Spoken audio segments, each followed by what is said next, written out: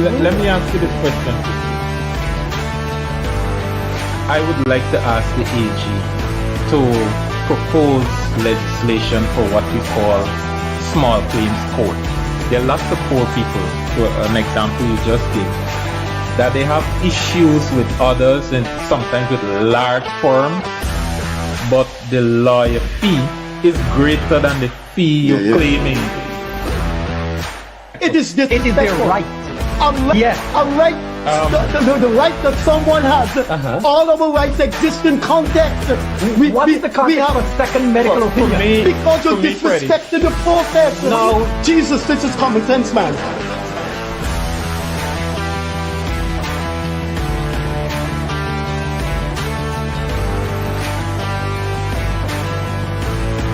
Any situation which you seem to do, you're just dealing with Afro-Guyanese issues. If one, you can't bring and pull the leaders of the African community together, you're failing. And if two, you can't put forward a vision, a blueprint, and a plan for African Guyanese, you're failing as well.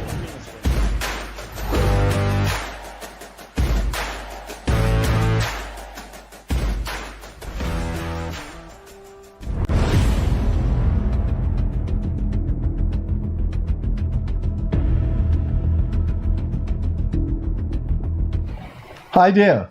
Good evening, good afternoon, good morning, good day, wherever you are. This is the Freddie Kissoon Show with co-host Leonard Craig. You can see from our screen, our two guests have been very faithful to this program over the past 3 years. They are very, very seasoned political activists / politicians. One is the vice chairman and should be current acting chairman of the Alliance for Change, Michael Carrington, and one of Guyana's longest serving Pan-Africanists and political activist, Gerald Perreira. If you've been with us the past 3 years, you would know they're no strangers to you or this program. The 2025 election results have been phenomenal, comparatively speaking, meaning with the rest of the world. And we're going to spend a few more of these programs asking our seasoned political actors to give us their interpretation of what happened. And one of them was involved in the election contest with his party, the Alliance for Change. And we will ask long-standing political activist Gerald Perreira, what does he make of the results, the shape, the configurations of the 2025 elections. I'd like to welcome Leonard Craig, and we start alphabetically with Michael Carrington. We'd like to ask Carrington for his take on what he thinks of the results of the 2025 elections. Michael? Good afternoon, everyone. Once again, Freddie, I'm happy to be here. I always come when you call me. Yes, you've never said no. Yeah. If I said no, it's because I just can't make it. I don't think you've ever said no. Yeah, one time you can make it. I'm not afraid of the press. I'm not afraid of the people. No politician should be. Yeah, whatsoever. I will always come. This election, 2025, was a very strange election. Very, very, very strange election. The AFC had suffered greatly in terms of the election. That's the reality. You can't hide from it. It is on the statement of poll and the declaration. We had suffered greatly compared to from since we start in 2005 right through in government from since 2020 out of government. And maybe a lot of things that contribute to that, that particular area. After Nigel was elected in June last year, things went for good, very good, for 6 months straight in terms of popularity. We had great popularity around that period of time. When Mr. Wynne come aboard, Mr. Mohammed came aboard, we had a total swing.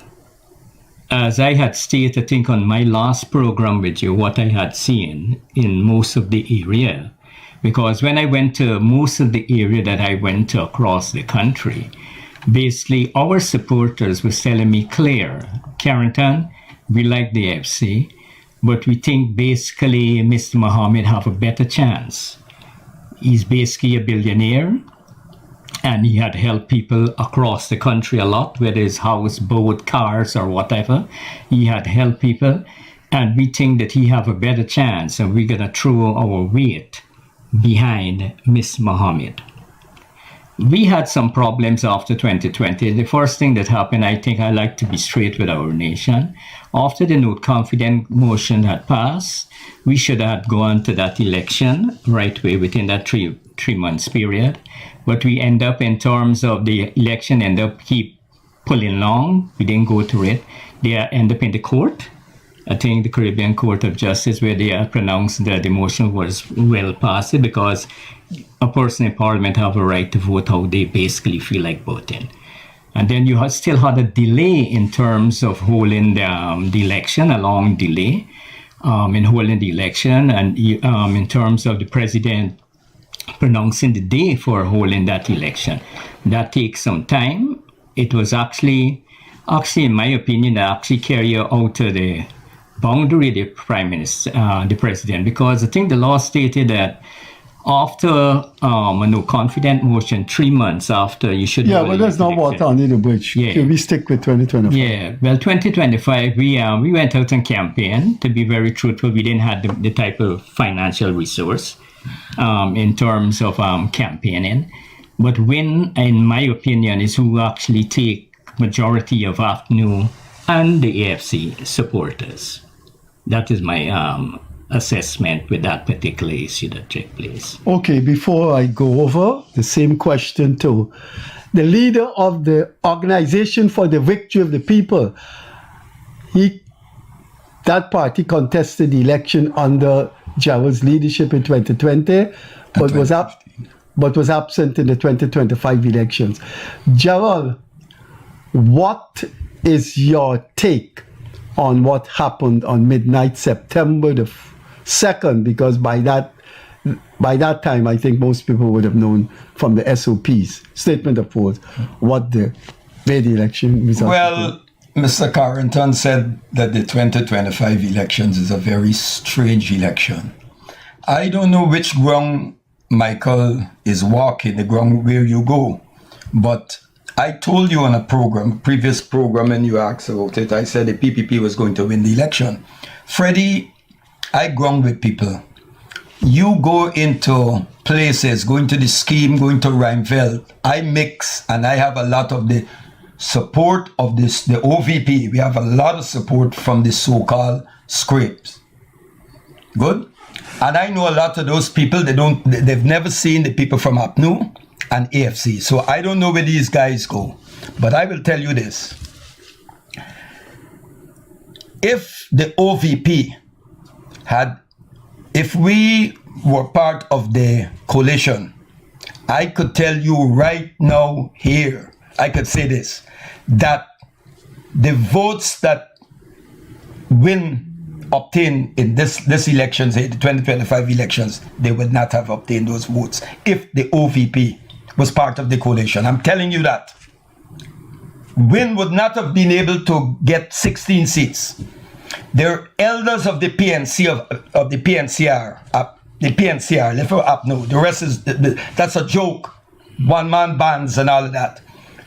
They told the leadership of APNU to bring the OVP in to the coalition. We're not begging for nothing. We didn't want to. We were left out. They invited everybody.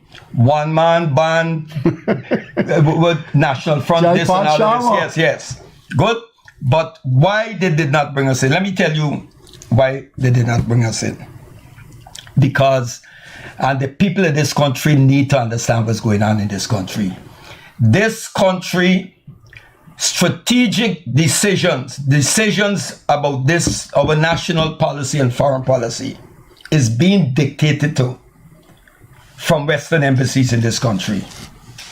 Western diplomats, the last time, I'm coming back to the elections, Rubio and them, they come into this country and they bully the political leaders and they go along with it. The political leaders, the parties, the 6 parties that contested the elections must tell this nation what they did discuss with the representatives of the Western Embassy when they met with them. Having said that, I am not surprised that the APNU ended up with 12 seats, right? They should have ended up with 0, right? And I say this, and I say what I have to say. I don't give a damn. It's time for the leadership of that party to go. That party has nothing to do with the principles, the political philosophy that was when Forbes Burnham founded that party. That party started, its degeneration started, and I'll say this, with Mr. Hoyt, under Mr. Hoyt. And over the years, it kept going on, right to where you see it today. And let's be honest. This nonsense about the PPP, I've never batted for the PPP. I don't like the PPP. I don't like none of the political parties on the landscape because they're all surrogates of Western imperialism. There's a big elephant staring us in the room called imperialism.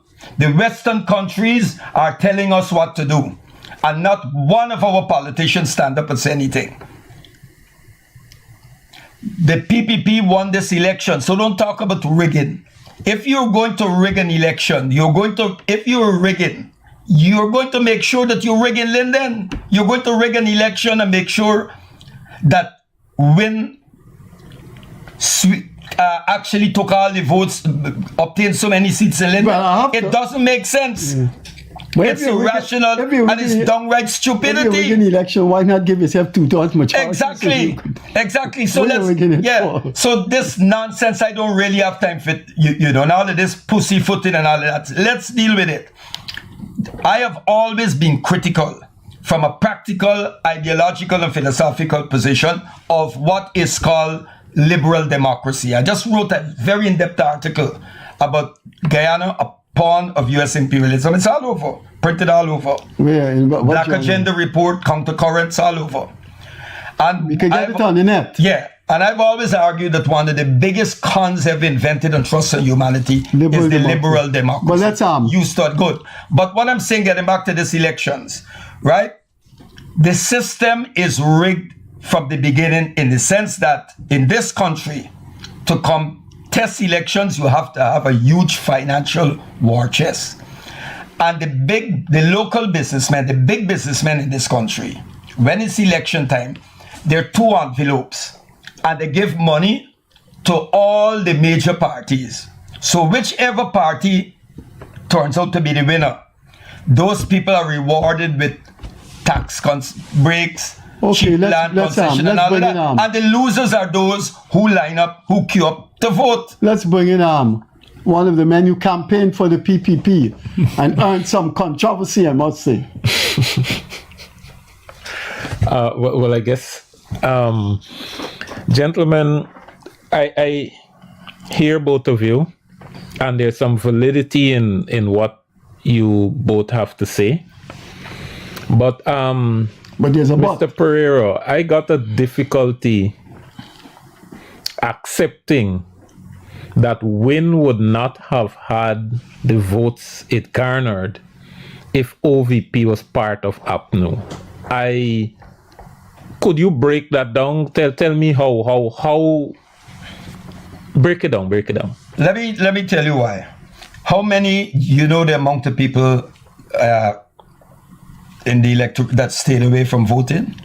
I did not vote. And I went into areas and people said, what, you think we should vote or not? I said, I'm not here to tell you whether you should vote or not. And I gave them our flyer. You saw that flyer, I gave you a copy years ago. That's here. Anyway, you're screwed.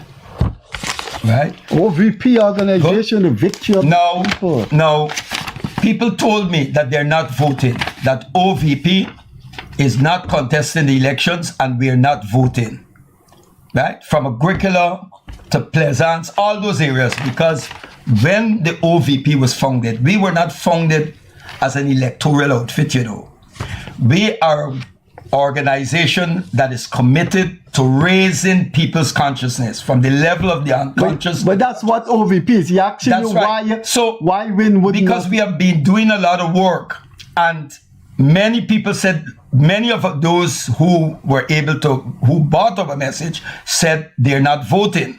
Now the WIN was able to take the votes, as Michael pointed out, erode the support base of APNU. I don't know much about AFC, but APNU. Because, as I mentioned on your previous program, APNU had state power for 5 years. What did they do for poor black people in this country? They did nothing. Good? So, they made a lot of promises. The first thing they did when they got into office was to give themselves a huge increase in salary. And then Harman tried to justify it, that it will prevent corruption and all that nonsense. Good? So they did nothing, and people told us that they're not going to vote for them. But isn't that message injurious to our democratic process, telling people not to vote?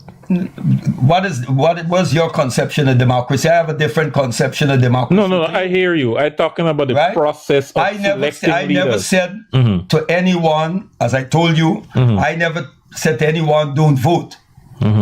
We put our message out there, and you make your decision. Because at the end of the day, Craig, at the end of the day, irrespective of who occupies office and office and power, two different things. At the end of the day, who occupies office, that party is not committed to a radical transformation. I'm using radical here. Radical doesn't mean extreme. I want people to understand this. Radical comes from the Latin word radix, to get to the root of the problems that we're faced with. This country, we have not dismantled the plantation system. We are still, what we have in this country is, irrespective of which party manages this new plantation called Guyana, right?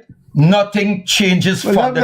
Let's get back to Yeah, just yes or no. Just yes or no. You are taking credit for the 40-something odd thousand people who stayed there. In the social sciences, we don't talk about yes or no. And I'm not saying that I'm not taking credit. I'm telling you that people told You're taking some credit. OVP is taking some credit. If you see it that way, that's your way. I want to say something. I want to expose a myth that is going around all over Guyana and has been said on this table a couple of minutes ago. In election, you have to have enough money, plenty money.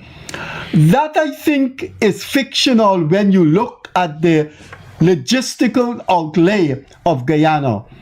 If you take 3 minibuses and fill them up with charismatic activists, it doesn't take much territory to traverse, and it doesn't take much money to campaign in the heart of Guyana, where the electorate is. It's 2, 3, 4, 5, and 6.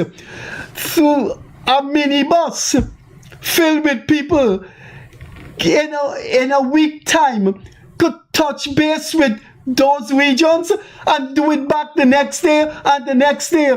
The bulk of our voters are in Region 4. And when you talk about this big money and a lot of money, how much money it needs to interface with people from Region 2 to Region 6. I mean, you got to put gasoline in the car, and you got to have breakfast and lunch for people. But this is not. I think it is stretching it too far to say you have to have these billions when the electorate is from 2 to 6 regions. Being involved in elections, in the heart of elections, for the AFC, several elections, I kind of disagree. And I can explain. But Carrington explain. Craig is totally right. Being, if you're not a part of the system, you will suggest that it's not. Man, when you they are leave the not- Harbour Bridge, that's Region 3, yeah? Yes, Yeah, Freddie. Freddie is Let me explain different. something to you. That is good. What your outpouring or assessment, to use that word, is good if you have a small party. Amanza's party, what's the name of the party again? Forward Guyana. Forward Guyana Movement, ALP and so on can say that. But if you want to bring in large mass voting, that just wouldn't work. How it would work? Well, Plain and You simple. have a small territory from 2 to 6. Fill it up with Freddie, your it wouldn't presence. work. It Most of the hasn't parties, worked. most of the parties, like Forward Let us begin Guyana. Carrington. Yeah, go on. Carrington, he touched on it earlier. I don't think you can. I don't think One you of the can. one of the things I think You're not faulting AFC Napnu. The people say, all right, we like you. Maybe they just said that at a decent level. But I think people were particularly disgusted at where the PNC had gone under Norton. And Nigel views or not, I'm not arguing against the AFC ran I'm its not course arguing and was against gone. Was gone. I don't know what top 6 months one of the popularity things you're I talking think about. is the major problem is managing your membership base across the country. That was our major problem. After 2020, we weren't able somehow or the other. They had different people managing the party. Didn't able to reach out to those people across the country, all over the country. A matter of fact, the majority of them never went out back to a lot of those community. And if you did not go to those community during that 5-year period, and then hustle to go back to those community during election time, a lot of people really don't know you. They actually forget you. And also your messaging, if your messaging sound too much up there, up at a certain level, people basically don't listen to you. You actually, if you notice, forget about his money that he spent, but all he did was going around hugging, shaking hands, talking to people, asking you what you need, and trying to see what you can get. But in general, we did, over the last 5 years, I like to be very frank, did not get back on the ground all across the country.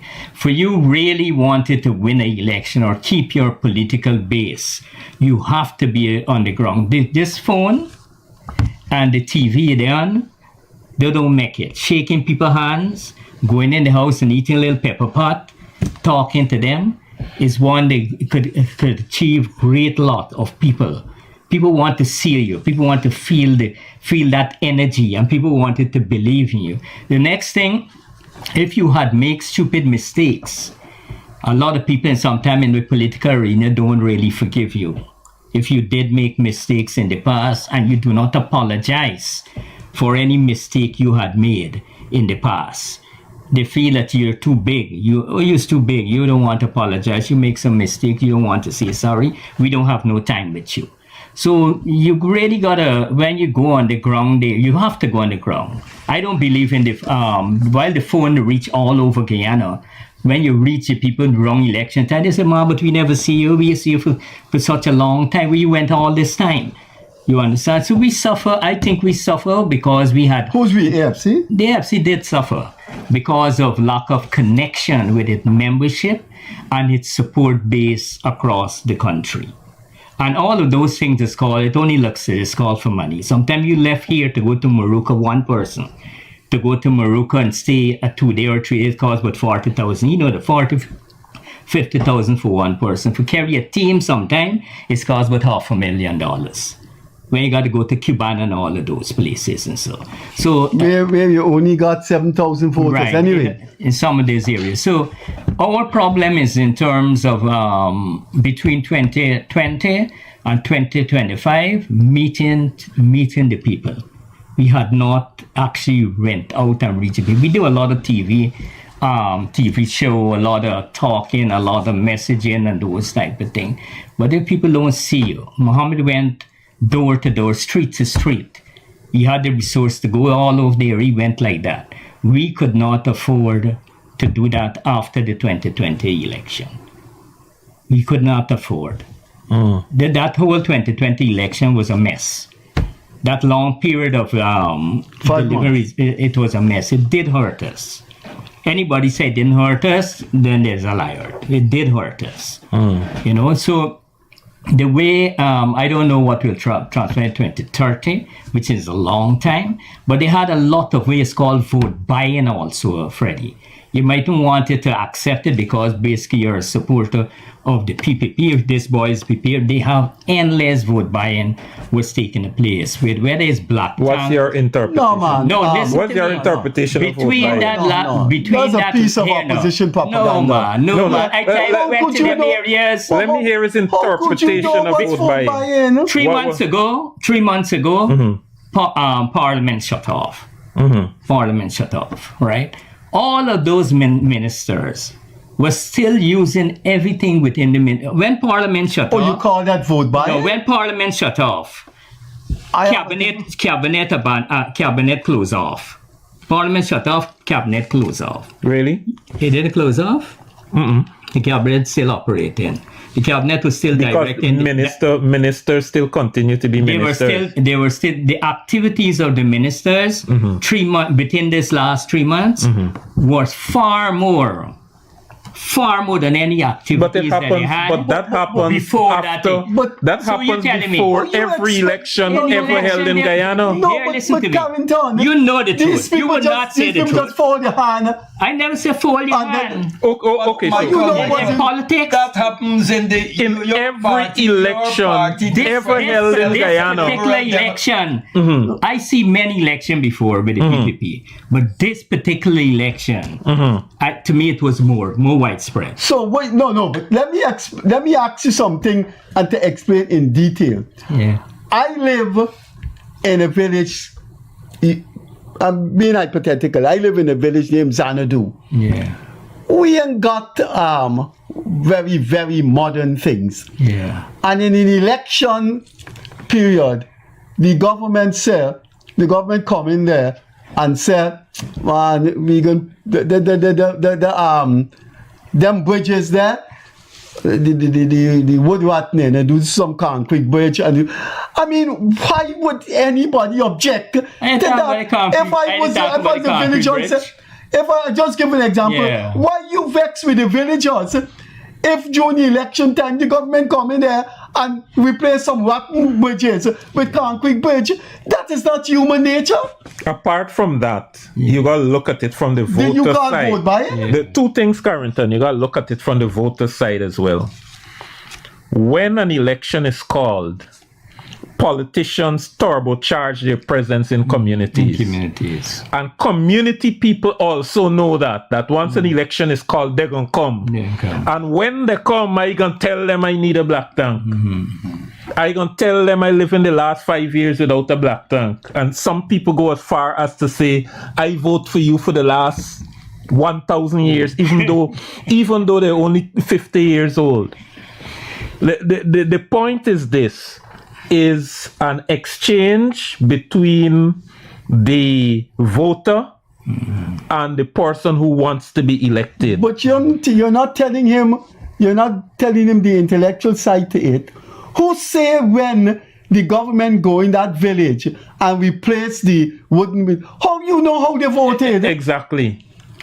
Oh, but he's talking about this happening all over the world. All over the world and Where happen that in Guyana. arrangement is Let me give you a direct example Sure, from you're somebody. not saying these things because y'all fail. No, and you I have to said, find. Let me give you a direct I example. told you earlier that how I accept what Let me give you a direct example and I call in names now. After the 2020 elections, remember it used to be going around that the Amerindian people ungrateful, how you do this, you do that in the Amerindian community, and a lot of them still voted for the PPP. One time I went to Raphael Chotman, I called the name because this is true. And I say, we were just talking about the election and the results and so on. And Trotman said to me, Craig, I don't understand it. He said, we went to this, called the name of a particular community. We gave these people boat, we gave these people engine, we gave them, and the community voted about 75% for the PPP. And That denies your theory of vote buying. constantly, Trotman was in that particular community, and he was there 2 weeks before, hand out boat, hand out engine, hand out all kinds of things. And he said he don't understand it, because all the indication was that this village was going to vote overwhelmingly for the coalition, and they didn't. Right? The point I'm making here is the second point I made just now, is that people in communities also extract things from politicians who turn up in their talking community. about vote buying, the PPP didn't get the amount of votes that they should have got from Albarstown, and they did an Esplanade there. Yeah.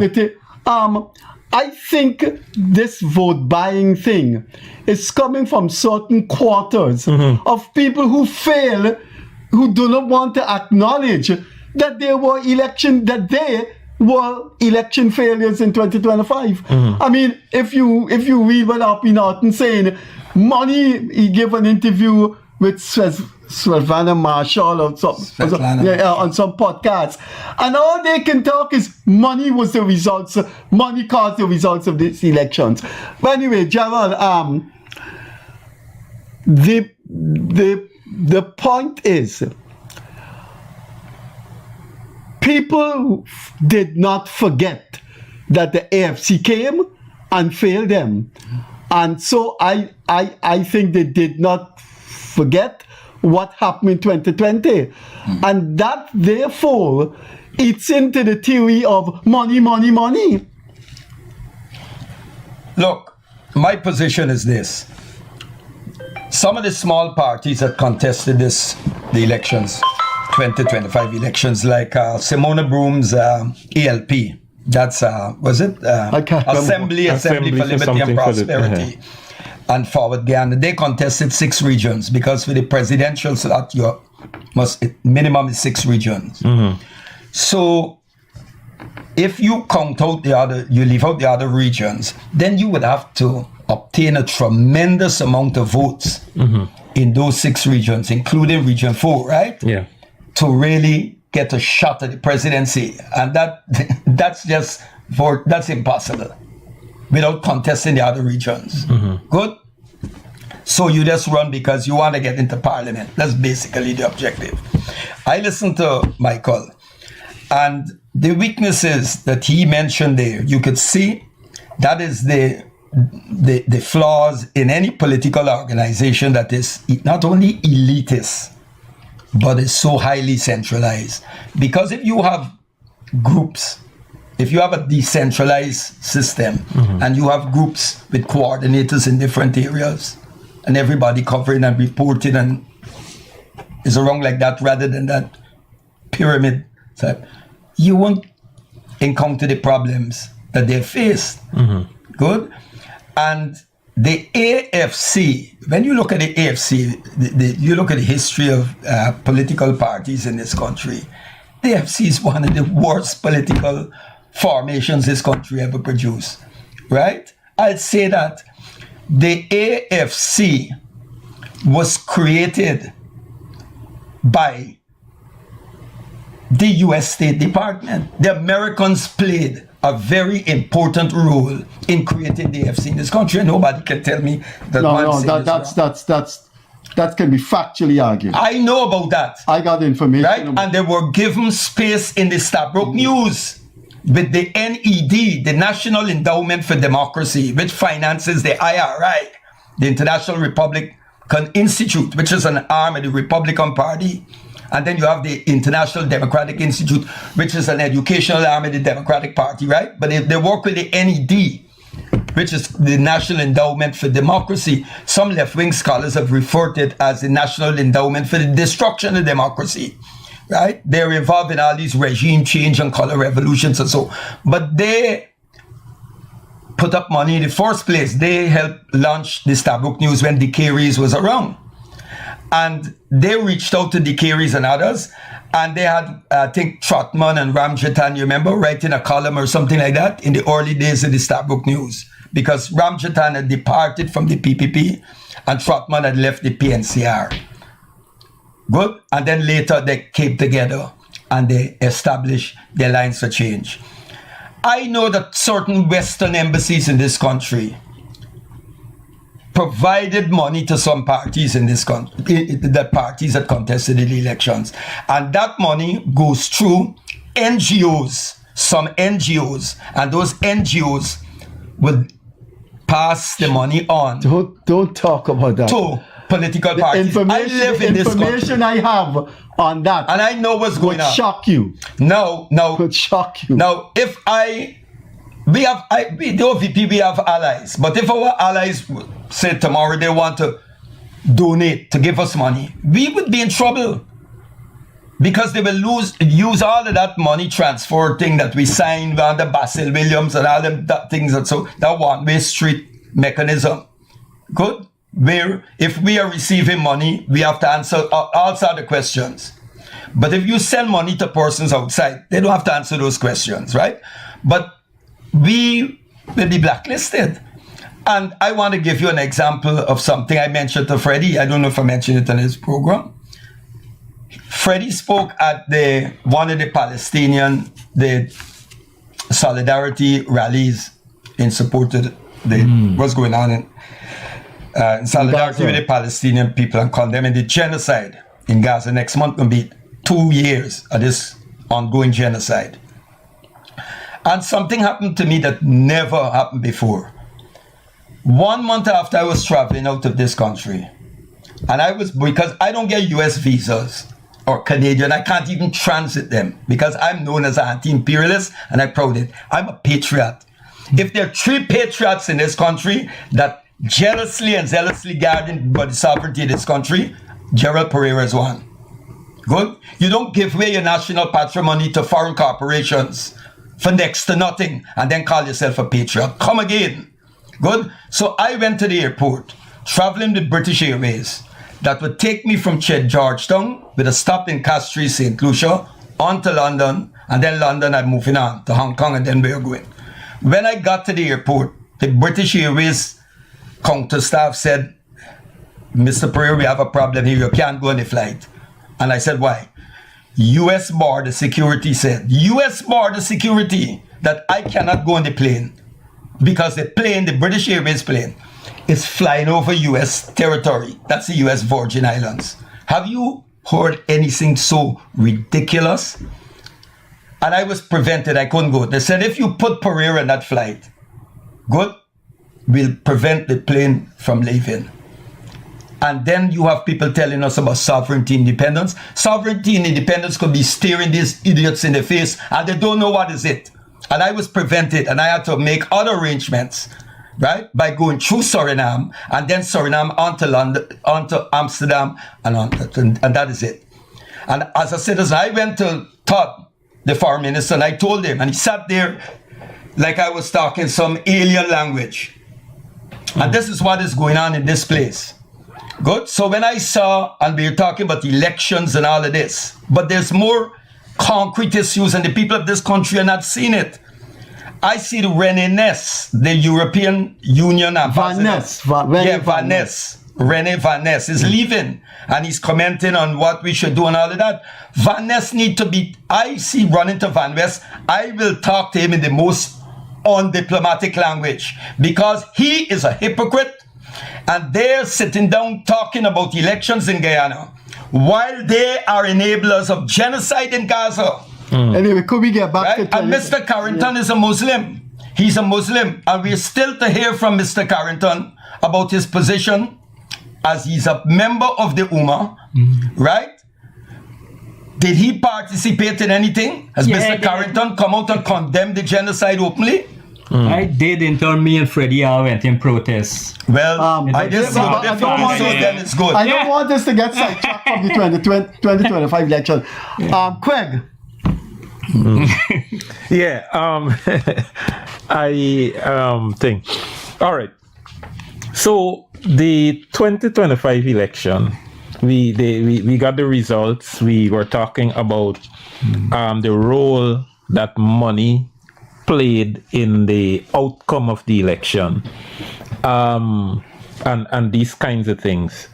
Now, apart from money, what other major factor impacted the election? Apart from, money, access to money and all of that, as you say, right? Organization, machinery. For you really propel in terms of election, move from one stage to the highest, you have to have very good organized structure inside. And I think most of the after 2020, that actually was broken up, because people basically didn't know what took place with the 2020 election. Everybody was actually confused a long period of time that election take to decide on. And then between that period of time, people basically move on with their life. A lot of people are saying, as he said, a lot of people didn't vote, because the last election we had, I think it was 460,000 people vote. We had less than about 42,000 less voted. Less voted, and that would be an understatement, because 100,000 new voters went on the list between 2020 and 2025. So you're talking about nearly 140,000 people actually just stay home, they didn't vote. They didn't know where to place the vote. Because if you get 40,000 less than before, plus 100,000 new ones would Vice President Jack, you said it quite forcefully and correctly. He said these people did not want to vote for the PPP, and so they voted for Win. And within that statement, there's an analytical goldmine in that they're saying we can't vote for the PPP, but we're not voting for you. And by you, they're talking about the AFC and the PNC. And again, it makes money irrelevant, because if they had seen the AFC and APNU as redemptive organizations that could play a future in Guyana, they would have gone out and vote. So again, I think we're overemphasizing money, and in overemphasizing this money, we are doing a disservice to political analysis and sociological analysis by not pointing to the absolute loss of credibility on the part of the PNC. I'm not overemphasizing the money factor, I'm not saying that. That's not what I'm saying. I did point out that APNU and AFC did. Listen, the people that we attract, Organization for the Victory of the People. We have been growing. We are growing. The people we attract are people, pump attendants, people who are working from Sunday to Sunday, right? And getting next to nothing, being treated by their bosses like they're enslaved. And some of these people will be representing their constituency, they will be representing the people in parliament. That's the level of hypocrisy.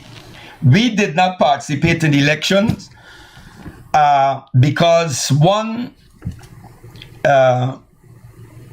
we have the human resources. We have a lot of members and we're growing, but we don't have at this time we don't have the financial resources to contest in all those regions. And we were not prepared to go back and say, well, look, we're going to contest region 4 alone or another region at the regional level, and then the others no. In 2015 and 2020, we ran at the regional level and we urged the electorate, we said to give APNU AFC the presidential vote, but don't give them everything. Give us the regional vote. APNU AFC, we went around campaigning for ourselves and them. APNU AFC never called us, reached out to OVP and said, well, look, y'all mobilized people, y'all were doing this. I'd be looking for anything, right? But they never did. President Ali, when he was sworn in for the first term, the first thing he did, he invited all the small parties to confab at State House. You were there. No. Peeping Tom wrote a column on that. Birds of a feather. He said that all the parties the president invited are committed to neoliberal economics, just like the PPP, but only one party has defined itself ideologically, and he doubt that the president invited that party. That was the OVP. Good.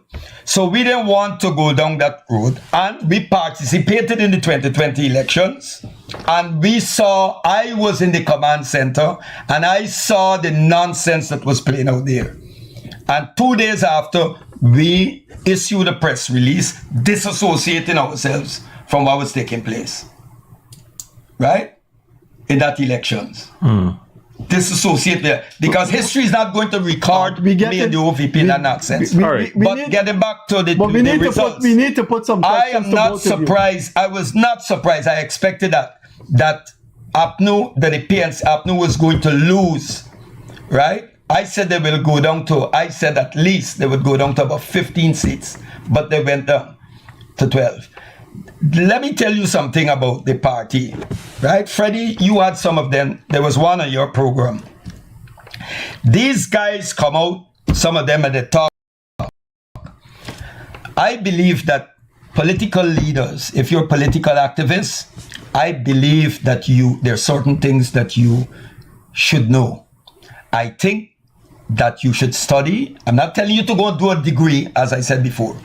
You should read philosophy. You need to study political economy, the history of the Caribbean, right? The plantation system, the sociology of the Caribbean. Good? Slavery and all of this. Decolonization. You need to read from Plato to James to everybody. You're getting to the point. It's important. Our politicians don't read anything. They don't read. They don't read anything. They're not capable of making any analysis, any profound analysis. So it's just, what are we going to get in the parliament? You're going to get name calling and cuss out and abuse out. That's what's going to happen. But where the issues during the elections? I want you to we don't do that. We want you to tell our viewers your answers to some important questions. We got 14 minutes more. I want to ask both of you. Do you feel, or is it your interpretation, that the man Aubrey Norton, his personality, his character, played a negative role in the PNC's bad showing? Carrington, then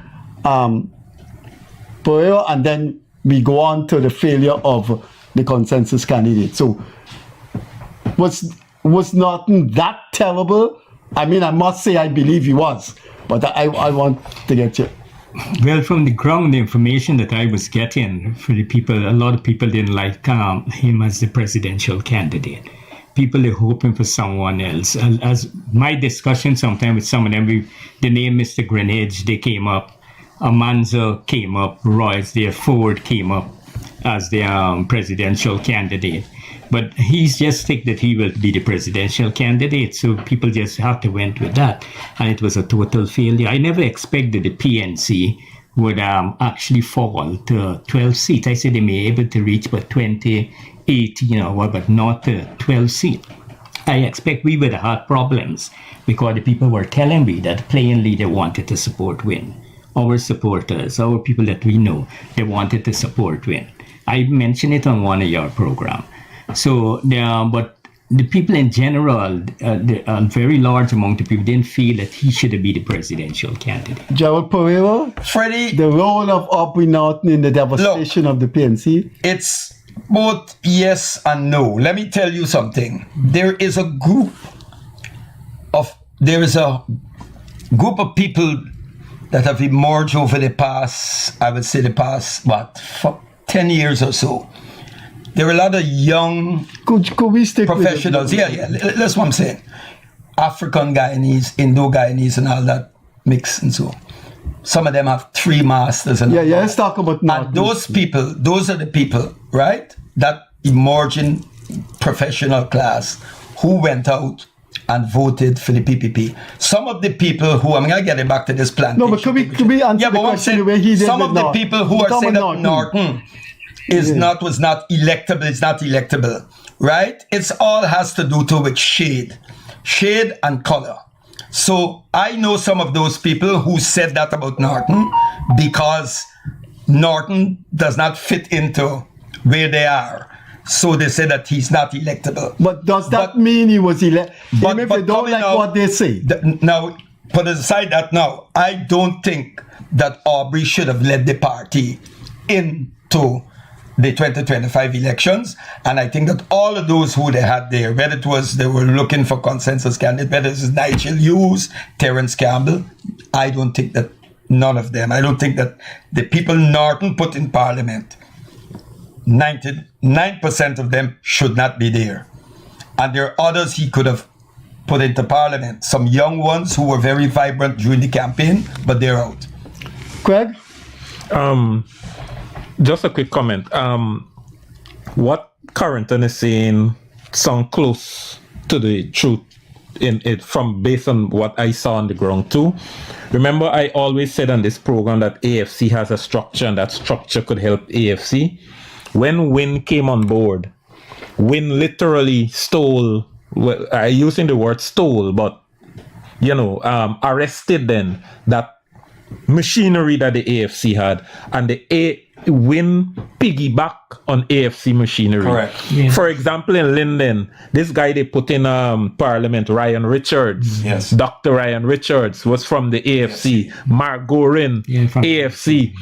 You go Region 6, Charles Sugrim, Harbour John, and all these people. Is the AFC structure that Win arrested and utilized. And I've always said, once you have a structure, it gives you good return in thing. And AFC having lost its structure, You outfox them as well as the remnants of Anna. So when we are saying that they broke into APNU's war chest, quote unquote, and stole their people, the first responders to the win was AFC people. First responders were AFC people. So having said that, right? Given the 2025 election and Win would have gotten the amount of seats it got, do you think, given how Win is organized, do you think that is sustainable to 2 more elections?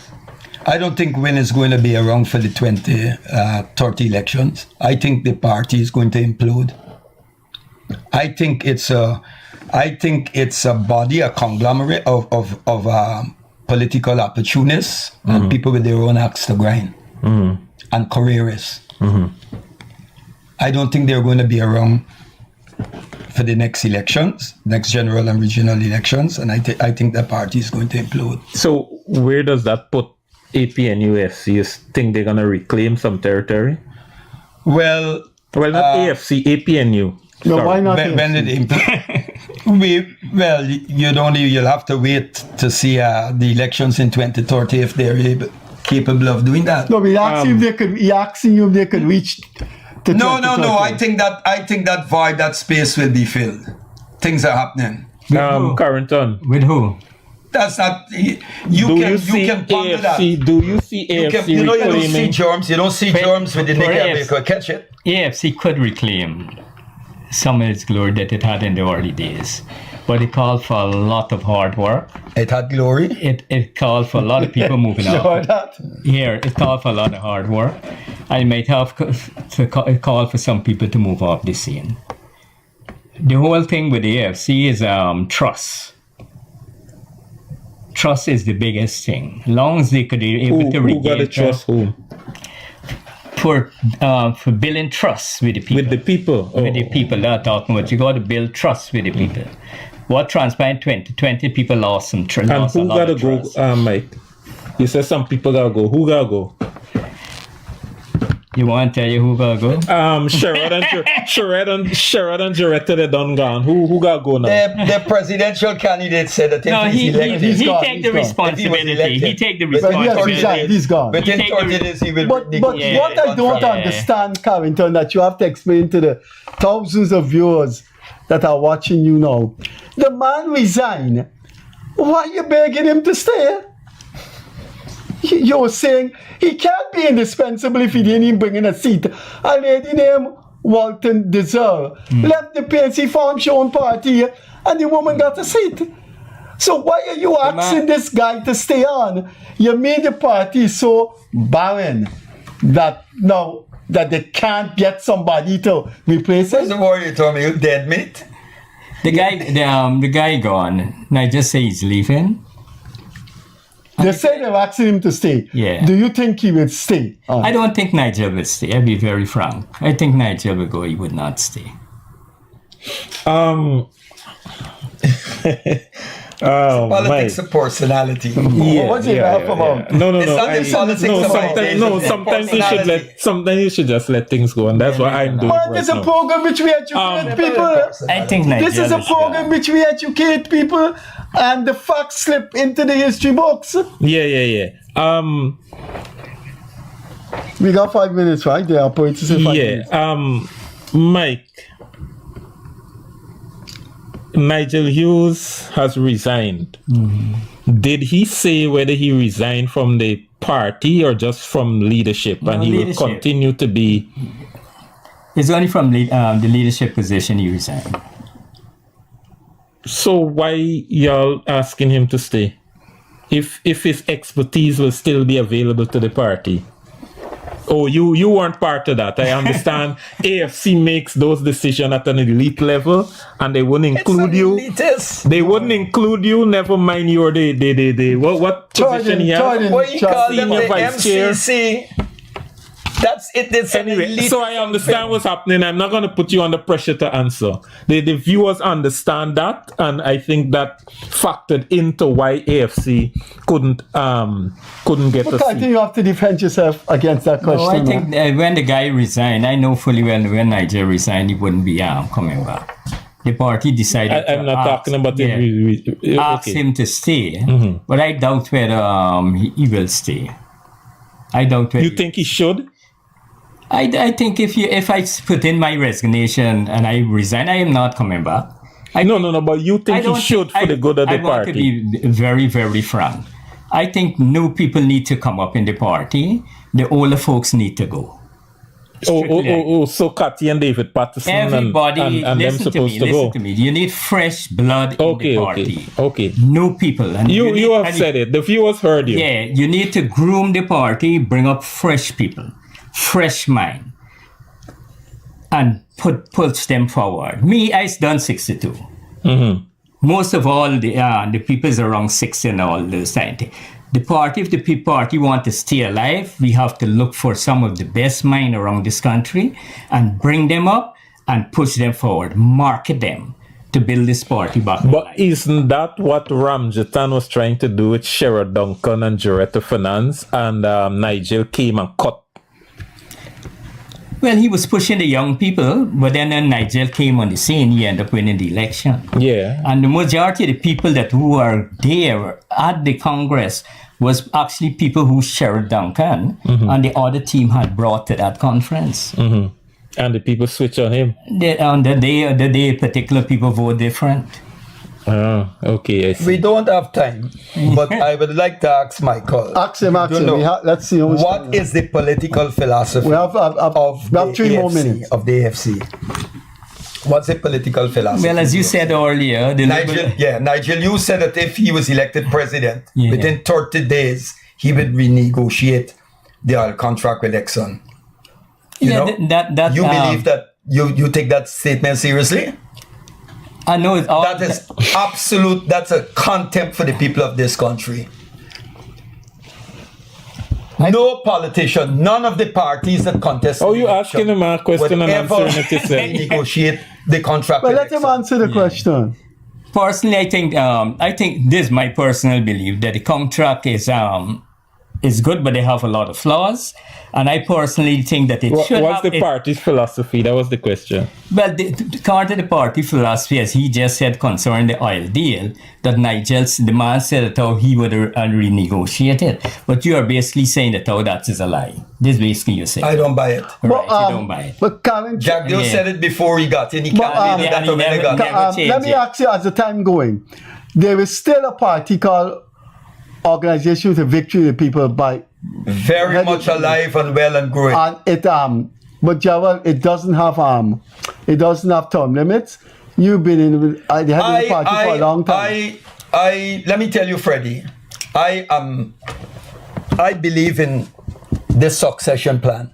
I keep telling the young ones To come up, to move up and let I you move am up. 72.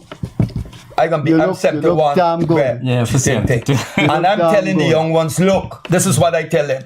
I said, we are moving on. We got to go. And I have this sense of urgency, right? We cannot betray what the ancestors fought for. You have Walter Rodney say history is like a relay race. I'm passing the baton on, right? I'm just like a guide. Okay. An inspire, a mentor. All right, as time Right? going, We have young people running the organization. 1 minute more. Carrington, I've known you a long time before you ever dream of entering politics. Is this your last rodeo? You're moving on to another party, maybe the PPP, maybe OVP, maybe win. He's welcoming OVP. I welcome Please give him a membership card. I welcome You got a membership card in lot your of places. pocket. I got application I want, for I want to be very short and frank. I would like to see the AFC stay alive. What's your thing about the AFC? No, remember your party helped build this thing, this party and those types of things. Sentiments was never block reality. What do I think we need to do, as he said, just said, we need to bring the young people up. You need multiple parties, in my opinion, in the country. Have a lot of different small parties, whether it's one Yes, or there's two the or role. five. We need the young, but we're not going to discard the old. No, we are discarding them, But they need battle tested and so. No, we're not discarding the old people, but what we need to do is bring the youngs and train them to take over, because somehow or the other we will go. Yes. Either by natural cause we will go. So we need to train young people. But The people who are there a long time sometimes just need to move on. But you want to answer if that's your if this is your last rodeo. You say in the AFC some people gotta go. Are you one of them who gotta go? I will go. Okay. Yeah. But I No, at 62, you got plenty more years. No, man. no, what I'm But the talking about, I want You said you're 62, right? Yeah, I wanted to see the party take over by young people, young minds who want. So you mean you will go from the leadership and not from the party? No, I will support the party at all the time. Okay. Yeah, support the. So you don't want my application form for the PPP? For You got OVP. No, you want it. You give me the application I give you an application form for OVP. OVP. It's how much votes you had the last time. We run in the region. Yeah. In region 4. Yeah. And when Mingo, I want you to know this. Mingo, you told me Mingo stole your votes. Hold it. Listen. He told me When Mingo stole your stopped the count, we had 300 and something, which we know was You got impossible. more than Ashley Kissoon. Right? But when we had the recount, we got 800 and something votes in region 4. We contested just in region 4 at the regional level and got 800 and something votes. And parties that contested in 6 regions, some of the people in the candidates list didn't even vote for them. So TNM got 200 and something votes. We're going to end on this note. The operator behind me, the Gerald Perreira, the organization, the Victory of the People, will be around in the 2030 elections. And when they come, we'll take it as it comes. And you're not leaving the AFC. No, I'm not leaving the AFC. Okay, so you're not accepting the membership form Carrington has in his pocket. Who he has? Accepting our. Greg has his pocket. Greg has membership card for the PVP. Yeah. You're not there. Gerald, you're accepting a membership card for the PVP. For where? The PVP. Never. How you mean never? No, man, never. No, man. Why the PVP is all the bad, man? I was on a... Why the PVP is all the bad? No. We gotta go. We gotta go. No. It's not about We gotta go. I was in the PNC, and when Mr. Hyde took over, and destroyed everything Burnham fought for, I walked away I from can it. say I can end on this note. That way. I think both of you should give Orphan Ali a chance. He's a very, very different man. On that note, we have to end. We were looking at the interpretation of the 2025 election results with two long-standing political minds. The leader of the Organization for the Victory, the party, a long-standing Pan-Africanist, Gerald Perreira, and the deputy chairman of the Alliance for Change, Michael Carrington. Two people have been very, very generous to us the past 3 years on this program, and we will see them in a couple of weeks to come. Leonard Craig was my co-host as usual. Thanks for being with us. Catch you later. Bye-bye.